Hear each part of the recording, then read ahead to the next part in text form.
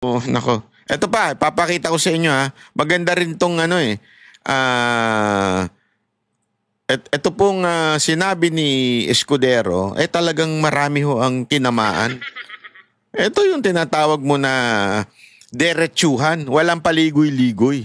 Ang ganda na sinabi ni ano dito ni Escudero, yung sinabi niyang meron pa bang supremist? Parang bestest. Gano. Parang gano'n, may supremist pa ba? Mas mataas pa dun sa ano. O, ito naman may bestest pa. Yung mas best sa best. Bestest. Yun ang inaano dito. At saka pinakita niya dito, ang ganda na sinabi niya yung hypocrisy ng mga taong nagsasabing mag-antay. Kasi nga, noong panahon na pinipressure nila ang Senado na talakayin o mag-convene na o convene na, ibig sabihin mag-ano na sila, suot na sila ng mga toga nila para maging para maging impeachment court. Sinasabi ng Kamara, kahit may TRO nun tandaan ninyo, may TRO nun, kasama ako nun. Ang Banateros kasama doon na nag-file ng TRO o nag-file sa Supreme Court ng unconstitutional. Nag-file kami doon, di ba? Ano sinasabi? May ganun pa ha. And yet, sinasabi ng mga lintik na mga congressman, lalo na yung mga chihuahua dyan, hindi, kailangan agad. Forthwith. Lahat ng lintik na media, lahat ng quote-unquote legal luminaries, mga constitutional framework, lahat sila nagsasabing forthwith. Wag pabayaan na yung final na sa Supreme Court. Forthwith. This time. Sila naman na nagsasabing, sandali lang, chotomate ko dasay. Sandali lang, antayin muna natin yung final namin sa Supreme Court. Great. Kita mo kung anong klaseng hypocrisy meron itong mga lintik na to? Yan yung sinasabi ni Escudero Yung binabanata niya dyan. Ang ganda ng ni Escudero dito.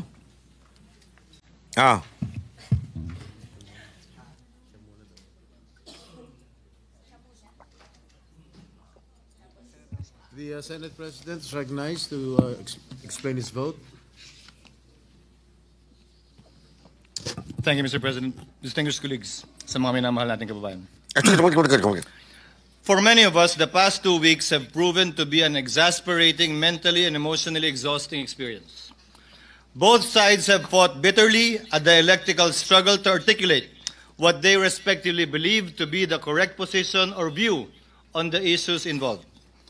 Passions had run high as demonstrators, whether for or against impeachment, took to the streets armed with their familiar slogans and chants to air their voice on the matter. Various sectors of society, from business, retired military, academe, denominations of faith, offered suggestions for a return to a state of normalcy in the official relations of governmental branches. Through all these, and as early as the time when the articles of impeachment had been constituted, the court was specifically asked, told, urged, and argued to take no action of any kind and form with respect to the prosecution by the House of Representatives of the impeachment complaint. When the present petitions were knocking, so to speak, at the doorsteps of the court, the same clamor for non-interference was made through what are now arguments of lack of jurisdiction, non-justiciability, and judicial self-restraint, aimed at halting the court from any move that may have a bearing on the impeachment proceedings. The court did not heed the call to adopt a hands-off stance as far as the question of constitutionality of initiating the impeachment complaint is concerned. What lies in here, is an issue of genuine constitutional material which only the court can properly and competently address and adjudicate in accordance with clear-cut allocation of powers under our system. The claim, therefore, that the court, by judicially entangling itself with the process of impeachment has effectively set up a regime of judicial supremacy is patently without basis in fact and in law, because it is not at all the business of the court to assert dominance, judicial dominance, over the other two great branches of government. Rather, the raison d'etre of the judiciary is to complement the discharge by the executive and legislative of their own powers to bring about ultimately the beneficent effects of having founded and ordered our society upon the rule of law.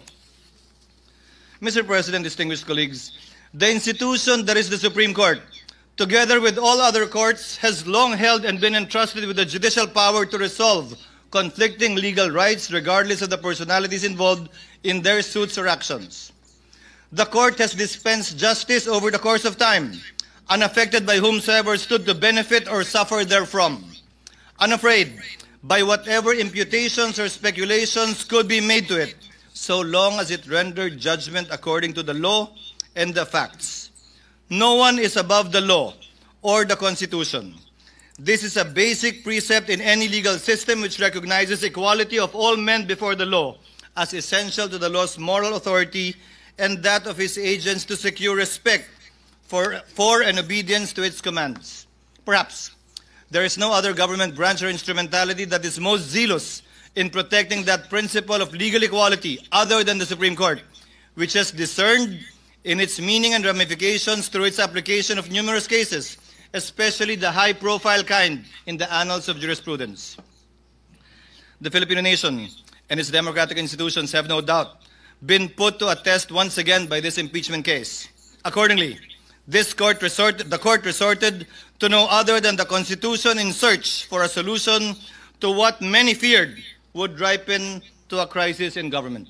Sa muli, magandang gabi po sa ating lahat. Hindi ko po salita ang mga sinambit ko na ilang minuto. Yun po ay paraphrase at halos eksaktong quotation ng salita ni dating Justice Conchita Carpio Morales sa Francisco ruling na kinatigan ng mayoriya ng mga miyembro ng Korte Suprema, kabilang na si dating Chief Justice Puno, dating Justice Carpio, dating Justice Ascuna, dating Justice Panganiban. Ano nga ba itong Francisco ruling na pinag-uusapan natin ito? Ano nga ba ang pinagkapareho, pinagkaiba nito sa kasalukuyan nating hinaharap? At bakit ko ba ito tinatanong? Ginoong Pangulo, bahagi ako ng Kongresong nagtangka na i-impeach si dating Chief Justice Davide. Bakit ko sinabing tangka? Dahil pinigilan po kami ng Korte Suprema. In-enjoin at nag-issue ng TRO ang Korte Suprema at ito yung desisyong yun. Francisco, case na palaging sinasite po natin. Ano bang pinagkapareho? Ang aligasyon laban sa nasasakdal noon na si Chief Justice Davide, kaugnay din ng corruption. Daang milyon din. Ang pinag-usapan, initiation of impeachment, na dapat sole prerogative din ng Kamara. Ang pinag-usapan, ano bang definisyon ng initiation na dapat sole jurisdiction din ng Kamara? Ang tanong ko po ay simple. Noong mga panahong yun, nasaan po lahat na nagre-reklamo ngayon at nagko-question sa desisyon ng Korte Suprema? Yung mga mahistradong nagko-question ngayon na retirado na, bumoto sila pabor doon. Subalit ngayon, tila nag-iba ang posisyon. Ano nga ba ang pinagkaiba kung meron man? Nagbago yung posisyon no? Nagbago na ngayon. Yung mga dating retired na dati involved doon sa kaso. Ngayon, iba na ang sinasabi, ibang tono na. Klaro ang pinagkaiba. Iba ang pangalan ng nasasakdal. Ayun yun, ibang pangalan. Sino? Si Duterte. Sabi na nga ba eh. Ibig sabihin, yung batas na pinaglalaban nila noon ay hindi na nila pinaglalaban ngayon kasi si Duterte na. Di ba? Pero nung kasamahan nila yung pinaglalaban nila, todo laban sila. Today, Mr. President, distinguished colleagues, the very supremacy of the Supreme Court is being called into question, and with it, the very foundation of the rule of law. As Senate President and as a member of this chamber and as a member of the bar, I will not sit idly by and allow this. At stake is the very idea that justice should be governed by laws that apply to all, equally to all, rather than the whims and caprices of public opinion. As Justice Frankfurter once said, if one man can be allowed to determine for himself what is law, every man can. That means first chaos, then tyranny. Legal process is an essential part of democratic process. Whether it's a mob or a minority, bias and prejudice blinds, divides, and destroys. Former U.S. Supreme Court Justice Sandra Day O'Connor also said it best. The law provides necessary continuity amidst our constantly shifting political landscape. It guarantees everyone will be treated equally, whether they are in today's or yesterday's majority, so they know what to expect, whether what they do is popular or unpopular at that time. The courts, Mr. President, with the Supreme Court at the helm, are the guardians of the rule of law, making sure everyone plays by the same rules and receives equal justice. For the rule of law to prevail, the High Court must act as a compass, not as a political cheerleader, impartially applying the law by calling out violations, not swayed by public opinion or political allegiance. Respect for the rule of law, Mr. President, requires all of us to adhere to final or immediately executory decisions of the court, even when there is a winner and a loser, to avoid deadlocks and maintain legal order. Respect for the rule of law does not bar disagreeing with court decisions, nor from forming our own opinions on the meaning and intent and letter of the spirit of the Constitution. However, we must also have the humility to accept when we are wrong once the Supreme Court has already decided. Yun. Respecting the court only when you win or when it aligns with your belief is not respect for me. It is plain arrogance or if at all, a power play. Yun. Cherry-picking court rulings destroys the judiciary's purpose. Disobeying the High Court's decision is a violation of the law because under our Constitution, decisions of the Supreme Court form part of the law of the land. I made these Yan remarks. yung hindi maintindihan ng mga gunggong eh. The decision of the Supreme Court is it becomes the law of the land. President, amidst recent calls for this august body to disregard the Supreme Court's recent ruling in Duterte v. HOR, these calls for judicial disobedience have been aided and abetted by so-called legal luminaries and experts who fancy their wisdom and knowledge of the Constitution as better, higher, more supreme than that of the Supreme Court. Nako. Miyembro po ba sila ng Supremist Court? Miyembro po ba sila ng Super Supreme Court? Yes. The Supreme Leader is the highest in the land. Sino ba yung Supreme Leader na yan? Yung kamukha ni Kim Jong-un. Kasi yun ang tawag sa kanila. Doon kay ang pangalan no? Kim Jong-un ba? Yung mga Kim Jong-un? Yun ang tawag doon sa Supreme Leader. Yung leader ng North Korea eh. Yung diktador na yun. Medyo hawig niya yung may pautot ditong impeachment eh. Kaya ang tawag natin ngayon sa kanya, dito kay Speaker, ay Supreme Leader. Ayaw kasi sumunod sa, mas magaling pa daw siya sa Supreme Court eh. Tingnan natin kung talagang mas magaling siya sa Supreme Court. Sa pagkakaalam ko po, iisa lamang ang Korte Suprema. Yun. At ayon sa ating hindi ba sa Supreme Court Justice si Supreme Leader? Baka naman Chief Justice ito si Supreme Leader, hindi ba? Konstitusyon, Korte Suprema ang bukod tanging pwedeng makapagsabi kung ano ang kahulugan ng ating saligang batas. Walang iba. Allow me to demonstrate, for example, Mr. Hindi ba si Supreme Leader?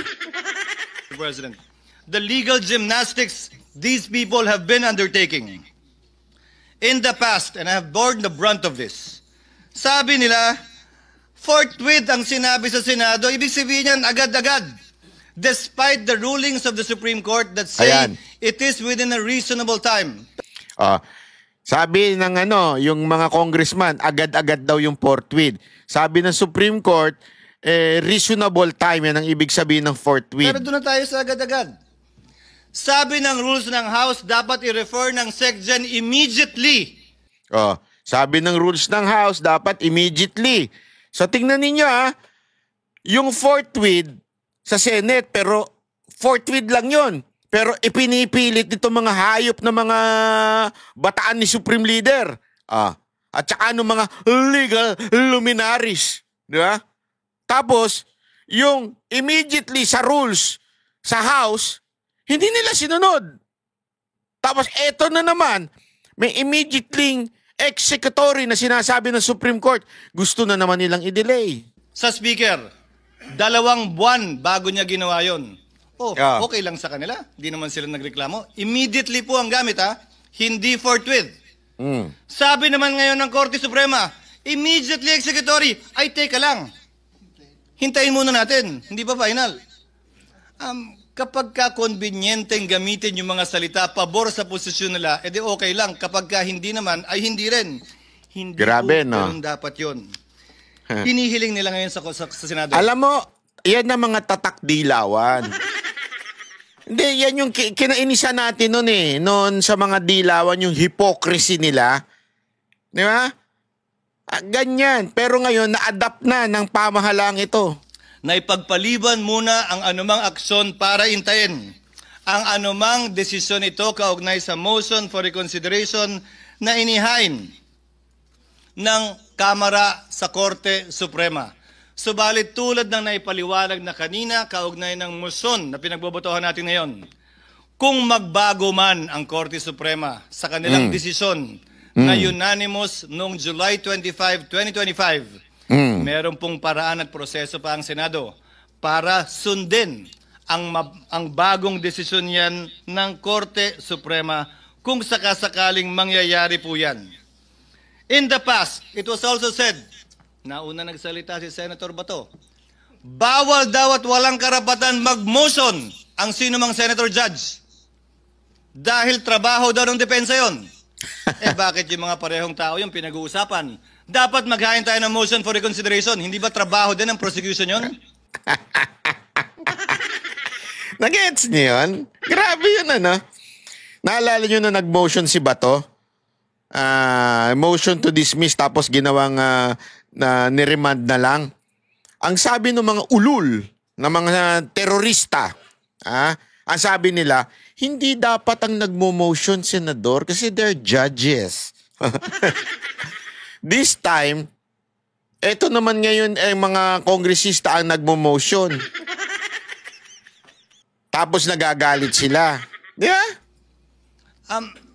Hindi naman po pwede na pwede lang pag kayo, hindi na pwede pag iba. Now the prosecution has actually filed a motion for reconsideration, and rightfully so, and not by this chamber. Noon kapag nung bumoto kami para i-remand ang impeachment complaint sa Kamara, pinapaboran daw namin yung nasasakdal. Sinabi ko na rin yan, na yung kontra sa impeachment at pabor sa impeachment, hindi ko didinggin. Na yung kontra at pabor kay Vice President Sara Duterte, hindi ko didinggin. Dahil may rason kung bakit babaeng nakapiring ang mata ang simbolo ng ating hustisya. Na humahawak ng espada sa kabilang kamay at panimbang sa kabilang kamay. Bakit? May papatayin ba yon? Ay, hindi. Hindi yung sa nakita niyo, di ba yung sa simbolo ng justice, nakaganon yung mata kasi tinitimbang niya yung ebidensya, hindi tinitingnan kung sino yung tao. Ngayon kasi, ang tingin, yung mga tao na. Wala po dapat kinikilala ang hustisya na personalidad. Sino man ang nasasakdal, dapat pareho lamang po ang ating mga magiging desisyon. Nako? Sabi din nila, will of the people daw ito. Nako! Sino ba si people? Sino ba si Balikan people? po natin ang naging desisyon ng Korte. Ayan na naman yung taong bayan Tangina ninyo, huwag nyo dinadama yung taong bayan sa mga sinasabi ninyo. Mga hindot kayo, mga terorista kayo. Ang taong bayan ng talo dito, ulul. Huwag nyo kami idamay. Suprema. Ayon sa desisyon ng Korte Suprema sa panunulat ni Justice Malcolm sa Alejandrino versus Manuel Quezon. Pinag-aaralan po ito ng mga first-year law students. Quote, the judiciary under its powers to interpret the Constitution and the laws has the duty and the right to declare what the will of the people is as expressed in the fundamental law of the land. Hence, where the acts of the executive or legislative departments violate the will of the people as expressed in the organic law of the land. It is the sworn duty of the judiciary to interpret and to declare that will of the people. Yun. Sinasabi dito, ha? Again, this is a jurisprudence. Ito'y batas. Ha? Na ang will of the people ang nag-i-interpret si Supreme Court. Hindi kayong mga lintik na mga terorista. Ang taong bayan, ayaw na ang ganito, ayaw ang mga Duterte. Ulul. And the right of the citizen has been violated and or transgressed. Allow me to answer a few more, Mr. President, Your Honor. As Your I Honor. stated earlier, sabi ng ilan, hintayin natin na maresolbahan ang motion for reconsideration. Pero dun sa parehong araw na naghain ng motion for reconsideration ng Kamara, nagsalita ang tagapagsalita ng Korte Suprema at sinabing immediately executory pa rin ang desisyon. Hindi, wag daw. Kami masusunod. Mantakin mo, ha, nag-motion ang Kamara. Okay? Sinabi nilang antayin muna natin bago kayo magdesisyon kayong mga senador. Ano sabi? Sumagot ang Supreme Court. This is immediate and executory. Hindi ito pwedeng i-delay. Lintik kayo, immediate nga eh. Executory, ngayon na ngayon, kailangan ipatupad.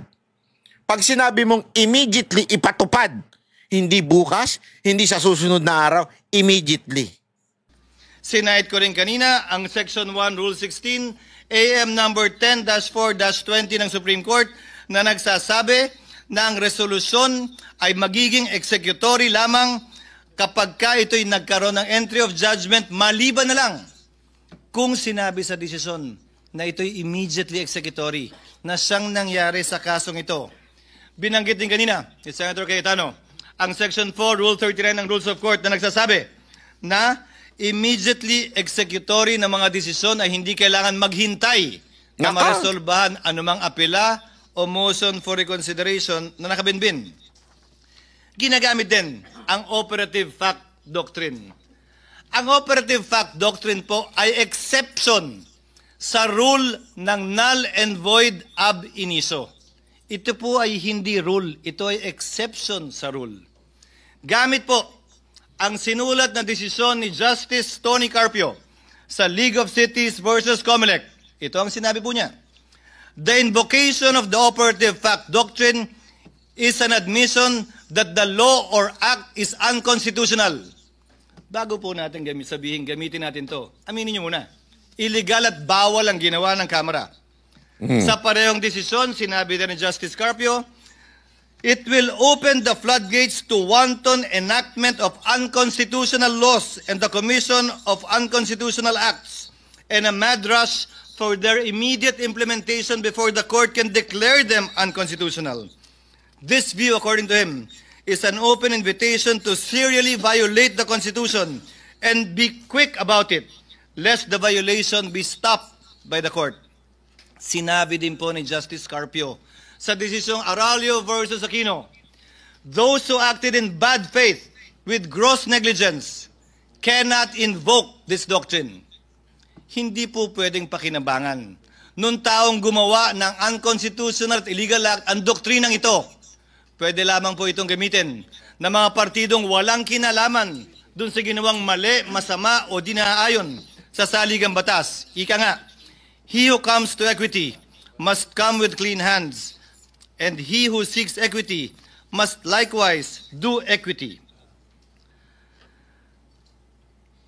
Mr. President, distinguished colleagues, kinondena din ng ilang legal luminaries tulad ng Philconsa na dating pinangunahan ng nanguna sa impeachment complaint na si Speaker Romualdez, ilang taon lamang ang lumilipas, na hindi daw, bagong requirement daw ang due process. Dagdag daw ito. Mr. President, Your Honors, they should read Francisco again. Due process, dagdag lang daw. Yan yung pinagpipilitan nila eh.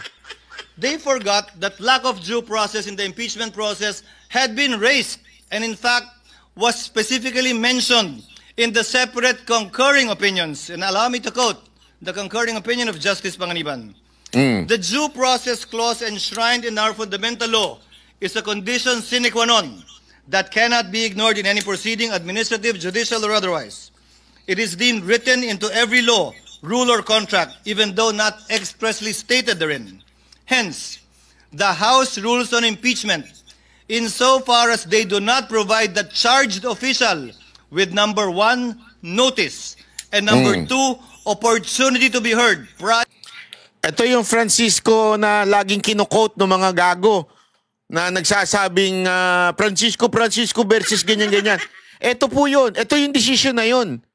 At sinasabi ni Chis Escudero dito, malinaw na sinasabing kailangan ng due process nung taong ini-impeach. Prior to being impeached are also unconstitutional. Needless to say, the due process limitation on the impeachment process was already discussed in Francisco. May pumalag ba nun? Wala. Yung nagre-reklamo ba ngayon kaugnay sa bagong requirement yan due process, nag-react? Nung sinulat ito at naging bahagi ng Francisco ruling, hindi ko rin po napansin. Sinabi din po ng ilang legal luminary, partikular binanggit din ito ni Speaker Romualdez, when the court begins to create rules on how it and other high officials may be impeached, it risks writing the terms of its own immunity. This point was also discussed in Francisco. Ang sabi ng korte nito, illogical ito at non-sequitur. Alalahanin po natin. Hula lamang yung gagamitin din ito pabor sa kanila. Sa kaso ng Francisco, nakaupong Chief Justice ang nasasakdal. Pero sinabi mismo ng korte, hindi bali yan. Hindi namin pinapaboran ang kabaro namin sa pagbaba namin ng desisyong ito. Anyway, napakahaba pa po niyan, pero yan po ang pinakabuod nung nangyari. Nakikita nyo talaga dito mga kababayan kung sino yung graduate sa One Ball University at kung sino dito talaga yung merong tatak na kasinungalingan. Bahala na kayo mga kababayan kung sino sa tingin ninyo ang nasa tama. Ito, malalaman mo na talaga kagad kung sino yung logical at saka sino yung illogical at namumuliti ka lang eh. Remember nandyan sila Tulpo. Ito sila Erwin. Alam natin sa administrasyon niya. Ito mga to, nag-yes sila na dapat na itong i-archive. Ibig sabihin, kahit po sila ay mga, alam natin leaning sa Marcos administration, pero wala sila magawa maging objective. Pero itong mga galit lang talaga at gustong hindi maging presidente, si VP Sara Duterte, katulad ni Ontiveros, push na push, di ba? Pero wala the truth will always set you free, ika nga. So, ganoon talaga. Magtiis, umiyak muna kayo hanggang February. Okay? Maraming salamat po. Sana po kayo ay mag-subscribe. Kung hindi naman subscribe, mag-like. At kung pwede, kung supportahan yung channel na to, magpa-member po kayo. Maraming salamat po. God bless everyone. Ang boses ng masa, hindi natatakot. Katotohanan lang, di kami nalulunod. Walang bahid ng sismis, lahat ay totoo. Kahit sino ka pa, pag mali ka babanatan ka. Walang pinipili kulay, wala kaming kinikilingan. Basta para sa bayan, kami lalaban. Pag tama palakpakan, pag mali banatan. Di matitinag, di matatakot, para sa bayan tuloy ang sigaw. Sa harap ng kamera, walang halong takot.